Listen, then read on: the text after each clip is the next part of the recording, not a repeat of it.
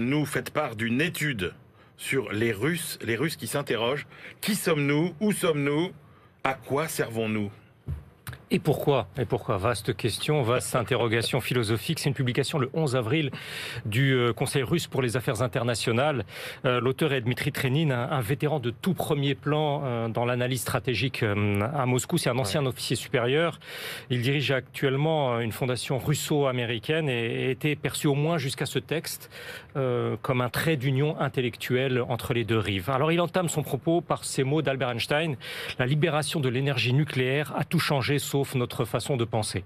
À ses yeux, l'enterrement de la perspective d'une intégration économique de la Grande Europe après l'annexion de la Crimée par la Russie en 2014 est fondamental, jusqu'à ce qu'en février dernier, l'affrontement croissant avec l'Occident ne se transforme, dit-il, en guerre par procuration entre Russie et États-Unis sur le territoire de l'Ukraine. Une maison commune de l'Europe, je cite encore, a été construite et habitée sous le haut patronage des États-Unis, mais sans la Russie, à qui n'était promis qu'un statut subalterne, ce que refusent les Russes. Sa thèse est que la guerre du 24 février s'inscrit dans un processus complexe de changement de l'ordre mondial où le centre de gravité de l'activité et de la puissance économique s'est déplacé de l'espace euro-atlantique vers l'espace indo-pacifique.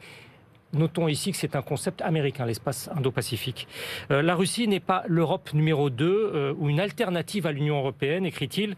En termes de civilisation, c'est plus que l'Europe, s'étendant jusqu'à l'océan Pacifique et occupant tout le nord du continent eurasien. Il rejoint là pleinement toute la doctrine, toute l'idéologie, diront certains, du concept de puissance du Kremlin. S'ensuit un long développement sur la complexité d'une civilisation russe que des apports exogènes, le communisme allemand, donc Marx et Engels, et puis le néolibéralisme américain ont obscurci, dit-il. Alors pour Dmitri Trenin, la Russie doit se tourner maintenant plus que jamais vers l'Asie et vers le Moyen-Orient et s'investir dans tous les forums non occidentaux, à commencer par celui des BRICS, et puis aussi aller davantage vers l'Amérique du Sud, vers l'Afrique, de plus chercher, je cite, à être un semblant des politiques de l'Union européenne et des États-Unis. Et pour cela, conclut-il, les Russes doivent commencer par les bases, se demander qui sommes-nous, où sommes-nous, à quoi servons-nous et pourquoi. Vertigineux. Alors, on s'intéresse à la Corée, Benahouda, maintenant, et à ce que change la diversification de l'industrie pétrolière au Moyen-Orient pour ce pays. Oui, c'est une préoccupation sur laquelle se penche l'Institut sud-coréen de politique économique internationale, le KIEP. 5 de ses experts expliquent en détail comment les exportateurs de pétrole de la péninsule arabique sont en train de subir de très fortes pressions pour se préparer à la diminution de la demande mondiale dans une ère de transition énergétique et de neutralité CO2. Kwon Young-lee et ses collègues proposent là toute une stratégie pour l'Arabie saoudite et ses voisins, diversification de leur structure industrielle et développement des technologies à faible émission de carbone, dont l'hydrogène appelé vert, et puis toutes les technologies CCUS. Les CCUS, sont les technologies qui visent à séquestrer le dioxyde de carbone pour le réutiliser ensuite.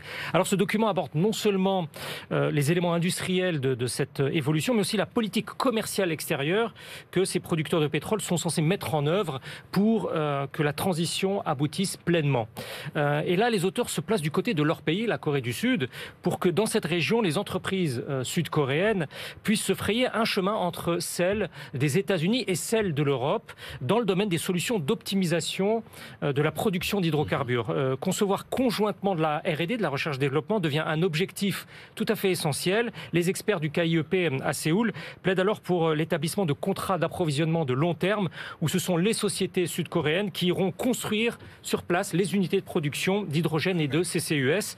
Alors, second point très intéressant, c'est apporter aussi un savoir-faire sud-coréens en matière d'efficacité des infrastructures électriques et énergétiques pour leur marché intérieur, ce qui requiert de l'État sud-coréen, disent-ils, une grande ambition politique et diplomatique afin de structurer cette coopération d'un nouvel ordre. Et enfin, une étude, Benahouda, sur le séjour de longue durée aux États-Unis des docteurs étrangers en STEAM. Alors, c'est un leitmotiv américain qu'on entend depuis des années. De brillants étudiants ressortissants de pays plus ou moins hostiles viennent suivre un doctorat en sciences, technologies, ingénierie ou mathématiques, STIM, puis aussitôt s'en retournent chez eux en masse, forts de connaissances glanés susceptibles de porter atteinte à la sécurité nationale et aux intérêts économiques fondamentaux des États-Unis.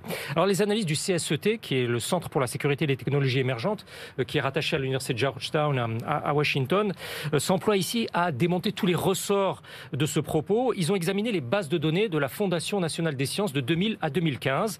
Une grande majorité de ces docteurs étrangers restent aux États-Unis bien des années après avoir soutenu leur thèse. Aucune promotion en STIM, donc sciences, technologies, ingénierie et mathématiques, n'a de taux de poursuite de séjour inférieur aux 3/4 et aucune de ces disciplines ne connaît de taux systématiquement inférieur ou supérieurs aux autres. Alors les Chinois et les Indiens représentent pratiquement la moitié de l'ensemble de ces thésards, de ces titulaires du diplôme de doctorat, et en proportion, ils restent ensuite davantage encore que les autres. C'est même le cas de 9 docteurs chinois sur 10.